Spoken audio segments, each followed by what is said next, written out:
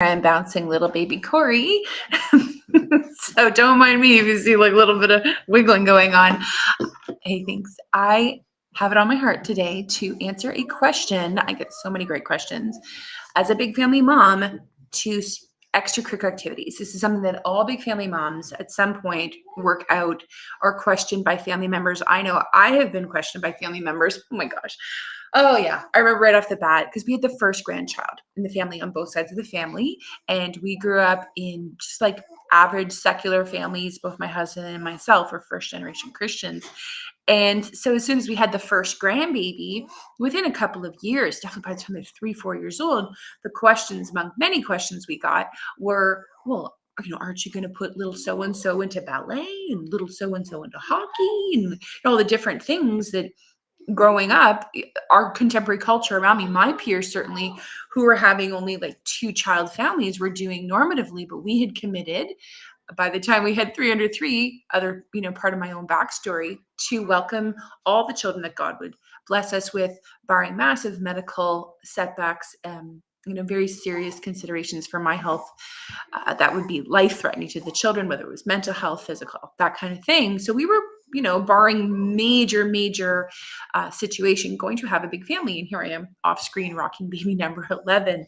So we had to work it out. And I completely understand the fear, oh no, what if I don't do right by my kids? What if they don't develop the giftings that God has put into them? What if I do them wrong? And I don't find out until later, and it's too late.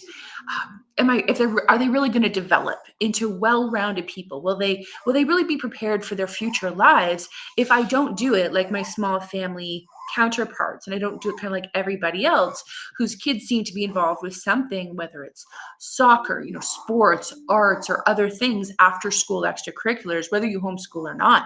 But I think especially as a homeschool mom, which I am, and many women in my big family mom group happen to be as well, our kids aren't necessarily following the beaten path and having access and opportunities like to the arts, to the music, to the sports stuff, and access at the institutional schools, whether it's a private Christian school or public school.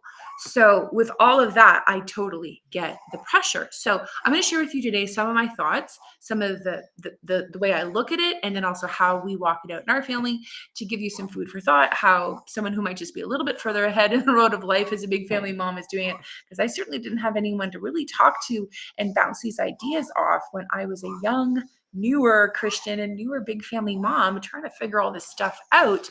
Well, first things first is there's a number of considerations that come into play, and it's different for everybody. There's not a one size fits all rule that applies here, but I do think there are some principles, both scriptural and just practical kind of common sense, that can help the decision-making process of, will you do any extracurricular activities with your children? And if you did do, for your children, what would you do? When? And how? All those considerations. Because you know how it is, if you set a precedent with the first child, then you feel locked in. You're like, well, fair is fair. If I do it for child number 1, what about for child number 10? Will it be sustainable?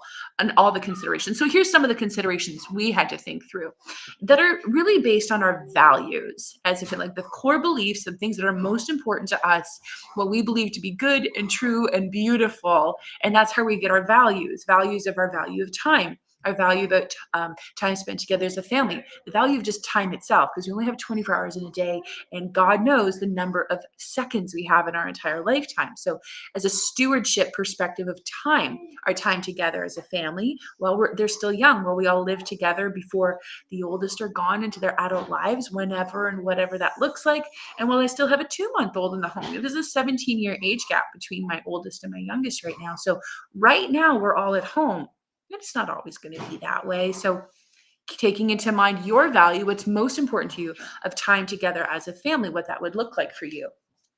And then just time in general, the time it would take with the logistics, right? The driving, the transportation to and from, how many days a week? Are they going to do it on Sundays? What's your perspective on the Lord's Day, on a day of rest? And doing outside activities on that day, that would be, championships or tournaments or other, required practices and stuff like that.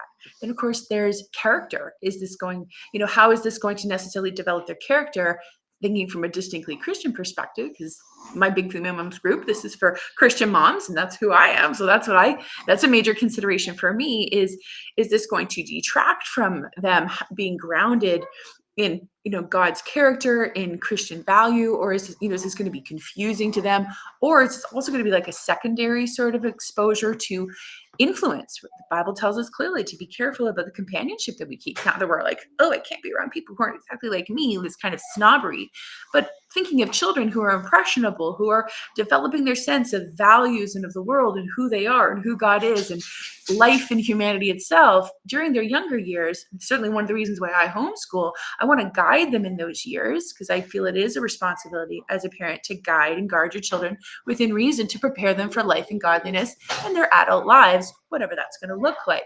But I want to ground them in a moral compass that's going to guide them in adulthood. So the things that we do, the choices that we make, the people that we purposefully, push them towards and expose them to, or kind of move them away from, the activities that they do, extracurricular activities, they fit into all of those considerations. I know it sounds complicated, but in the end, it's going to help. It's going to help. And I'll let you know how we applied it to give it a little bit of flesh. There's other things like your own health and your stress levels right now, the season of life you're in. I've got a 2-month-old, but here's the thing. Big family moms who've been having a child like I have every 2 years, you always have a newborn. You always have a breastfeeding baby. You always have nappers. So there's that consideration as well. But here's the deal. Once you've mapped out, you might find it helpful actually to write this down or just talk it through your husband, whatever process you take with making big family decisions, like what's important to us, to help us decide if this is something we're going to add to our life or maybe reduce in your life or cut out completely, whatever it is. This would apply to things like screen time or, movies that you watch or, friendships that you're developing. But speaking to extracurricular activities, we just write it out. Or if you already know in your own mind, what are your core values that guide your decision-making process as a family, especially when you're setting a precedent? Then comes up fear. Okay, you got your values on one hand, and then you've got fear. And it's good to look at the fears, because if we pretend we don't have them, it's not helpful, right? They're there, and they tend to almost have their hand on the wheel. Like they're really driving the decisions, emotionally speaking, because we can have all our ducks in the row mentally, but then there's this rudder underneath, right, of this emotion, this deep, and it's tied into our core beliefs. Those emotions and feelings of fear that come up, explore them, write them out, talk them out if that's helpful. I'm a talker. Because they're telling you something that, maybe it's something for you to reject and let go of because it doesn't line up with God's best for you or God's word at all. Or maybe it's actually, like a light going off on the dash of your life, trying to get your attention, saying, pay attention, warning, warning, real danger ahead, something you haven't really considered. Or maybe it's something you have to let go because you had a bad experience as a childhood when you went to like summer camp one year and you just would never want to inflict that on your children. And now you're hyper overprotecting them. And that's a problem too. Just a second. I can tell the guys to be quiet. Hey guys, you quiet down, please? Thanks. So fear. Sometimes, especially big family homeschool moms, we have a fear, right? Oh no, if I don't give individual activities to all of my children, they won't be happy. They won't have a good childhood. They won't develop life skills. They won't develop their interests. Well, this like FOMO, right? This fear of missing out, that our children will be hard done by. And then later on, they're going to end up in therapy as adults. And you'll look back and say, Mom, you had all these kids and you didn't do all these things for me, like my small family counterparts in the Western culture of the time we're living in right now. You did me wrong. And either God or our adult children will present us with a report card with a big fat F on it, and we'll just cry, right? Be like, I'm sorry, I tried. I was just embracing the blessing of children because God said they're blessings. And, then we're going to be begging forgiveness from either God or our children. I know it's not probably actually going to happen like that, but in the late of the night, we're afraid that we're not doing right by our children by having all these kids. And the implications of the logistics, the time, the budget. Gosh, did I even mention budget? Yeah, that's a consideration too, right? The cost involved. I mean, hockey's a big thing here in Canada, multiple hundreds of dollars per child per year. And yeah, weekend tournaments, championships out of town, right? All of that. And I'm not against it, but I just know that everyone's got to make their decisions. Keep in mind your values, what's important to you, where you're at in terms of time, stress, health, season of life, budget. And then also exploring your fears. What are you really afraid of that will happen if you do pursue extracurricular activities at all or some? Or if you just kind of give a free for all and you're like, oh no, there's the cart without a horse and it's just like a runaway train.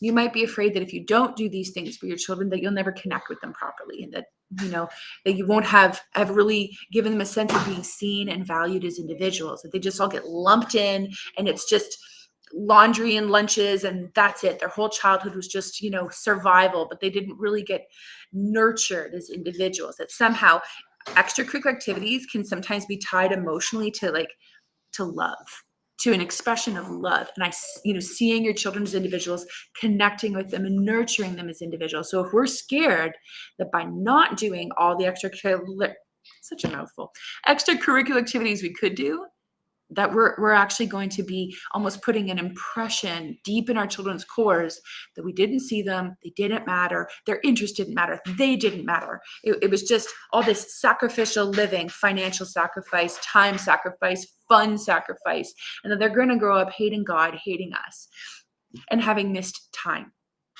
Just a little pressure, right? Yeah. And then you get outsiders like family members, like grandparents and other relatives who are just like, oh, well, little Johnny could grow up to become a world champion hockey player and you never even gave them a chance. Too bad you had all those kids. So how have I walked this out? Well, one thing that's helped guide me, my husband, is understanding that our view of parenthood is fundamental, like all things, is theological. It really is. Whether you've ever consciously thought about it, everything is theological. My God, even bubblegum is theological. So we view our role as parents, our God-given role, because God is the designer of humans, male and female, of marriage, of sexual intimacy within marriage, and the fruit of the womb, which are children. And then once the children come, in his timing, in his grace, in his choice of the number of children and the spacing of the children, then it's nurturing and raising them, all the discipleship and training and life preparation, of which extracurricular activities is just one component. But because we see that as a God-given role in the design of family, we see ourselves as benevolent monarchs. So we are primarily called to guard, to govern, and to guide our children. Isn't that nice? I like when things run. To guard, to govern, and to guide our children. I unpack this more fully in some other times and places, but I'm just going to give you the quick rundown on how it applies now. Children are so immature by nature, right? Especially when they're young. It's like when it comes to extracurricular things they could do, the arts, the sports, and all those things, it's like kids in a candy shop. If I just gave them, our town guide of all the things that they could do, all the courses I could sign them up for, if time and money weren't an issue at all, if it was just them and me, and we had gobs of money and gobs of time, then they wouldn't know how to pick. They'd pick everything. And they might have an interest in basketball or sport or particular art. But the thing is, does it mean they need to have like professional development in it? Or am I just going to find ways to fit in a little bit of nurture, maybe not even a little bit, but nurturing their interest in their talents and their abilities without breaking the whole family budget or even my own sanity? So it's got to work. It's got to make. Kids are not the ones in charge of that decision. I don't say, honey, what do you want to do? I first decide alongside my husband what we're willing to put on the table, and we go from there. So it's not a negotiation. We are the benevolent monarchs. So we're going to let them know what's available according to our decree, and then we go from there. So step one is not to feel like you're pressured to, follow your children's every whim. Like you don't do it in a grocery store, right? When they're like, buy me a candy, buy me some gum, get me a pop. You're like, no, I have a grocery list and that's what I'm buying, right? Maybe once in a while, if it's their birthday, you'll get them a treat. But you feel very confident in yourself as a parent, as the mature, rational adult, making the adult decisions because you're able to see the complexities involved and you know who ultimately is in charge and who's really going to pull this thing off, right? So with that in mind, this is how we've done it. We've decided that by and large, we do not do extracurricular activities. It's not a normative thing where every child is granted one thing, because the sheer logistics in a big family do become very difficult to just do logistically, setting aside the financial component, which can add up really fast. So we made a way, though, so that our children could look forward to an opportunity to develop skills and interests of theirs in a way that would work for us as a family. So I've decided to weave it into our school. So when they get to the high school level, about 15, 16, and they finish their first year, grade 9, of homeschool, if they're doing pretty good, reasonably good with their academic stuff, and more importantly, with their attitudes, that, they're doing things with initiative. I'm not always having to get on their backs to get their stuff done. If we're having good character development and basically markers of maturity, then they can earn an elective by grade 10, around the age of 16. Just a second. Hey guys, are you guys making all that noise, or is that Dad?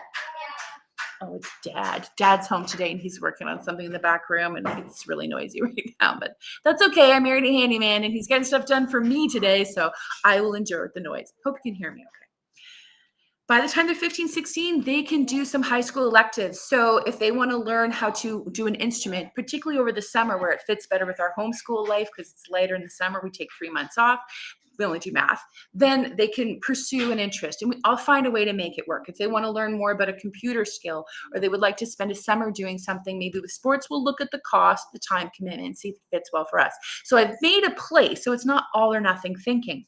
Now, we do swimming lessons because we determine that swim lessons, and we do them in the summer, are a life skill. Because I live in Canada, we have over 1 million lakes.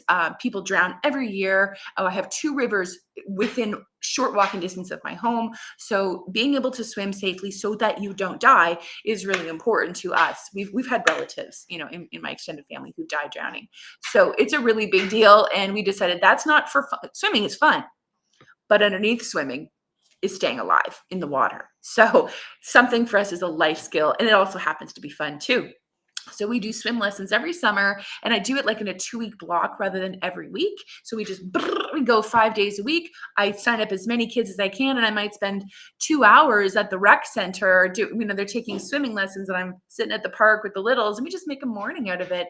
Boop, 2 weeks of the summer every year, and then we go to the beach quite frequently. It's 5 minutes from my house. I'm so blessed to have a beach 5 minutes from my house at the Ottawa River, which is where I get to live right now.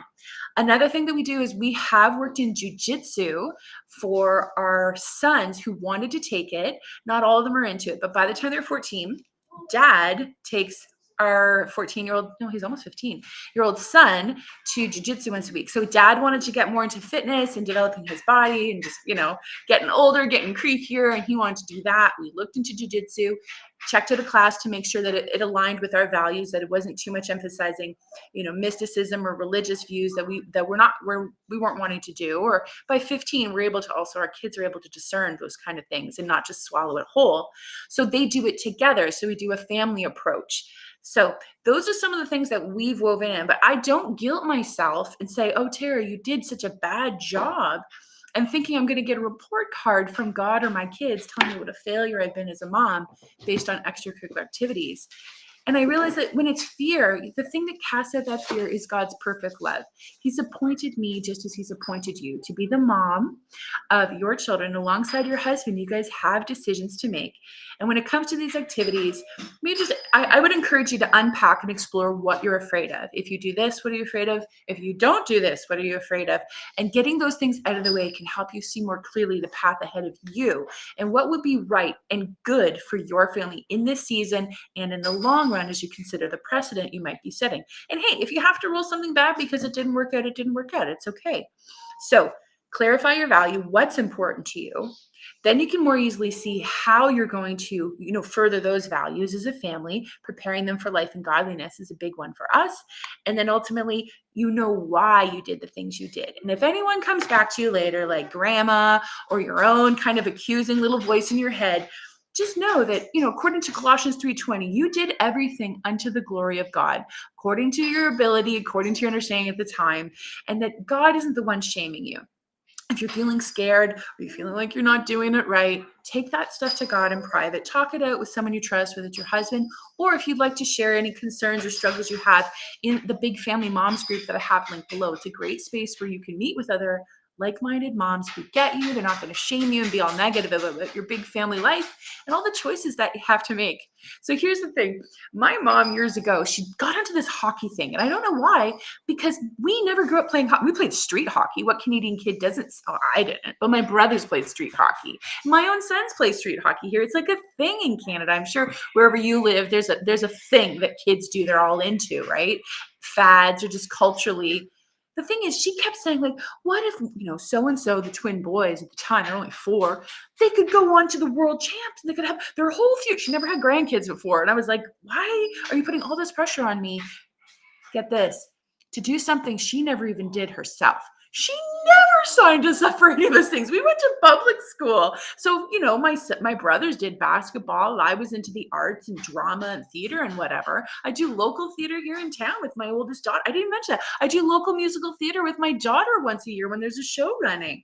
So we found ways that work for us. But yeah, my mom was putting all this pressure on me to do something she didn't even do herself. And I was like, Mom, I don't really know where this is coming from. Don't really appreciate the pressure. Could you just back off, please? Anyway, she finally dropped it. And I've been growing stronger and being able to stand firm and being a parent to my children alongside my husband, making our decisions that fit best for our family and not being so, torn up inside with my own insecurity and high pressured from other people's baggage, especially in the Western culture we live in right now, that judges big families through the lens of small family life, small family logistics. And there's so much more I could say, but I've already gone over time on this topic. It's a good one. So let's chat about it more in the group. I'll connect with you there. I'm going to pop out. Baby's asleep. Dad's still banging away in the back room. It's almost lunchtime, so I'm going to go get lunch ready. God bless you all.